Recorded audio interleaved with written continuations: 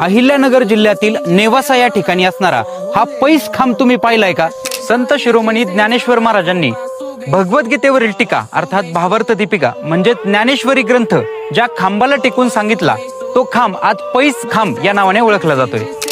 भावार्थ दीपिका म्हणजेच ज्ञानेश्वरी हा ग्रंथ शके 1212 म्हणजेच इसवी सन 1290 मध्ये मूळतः प्राकृत भाषेत सांगितला गेला. संत ज्ञानेश्वर महाराज आणि त्यांची भावंडे रेड्यासह ज्यावेळेस पैठणहून शुद्धीपत्र घेऊन आळंदीकडे चालली होती त्यावेळेस काही दिवस ते याच ठिकाणी थांबले. उत्तरेकडून वाहणारी प्रवरा नदी आणि येथील निसर्गरम्य परिसर पाहून जवळपास 2.5 वर्ष त्यांनी याच ठिकाणी घालवले आणि यावेळीस ज्ञानेश्वरी नामक ग्रंथ हा या खांबाला टेकून सांगितला. 15व्या शतकापर्यंत या जागेवर करवीरेश्वराचे मंदिर होते, मात्र काळाच्या ओघात ते नष्ट झाले आणि माऊलींनी स्पर्श केलेला हा एकमेव खांब आज अवशेष रूपात उभा आहे.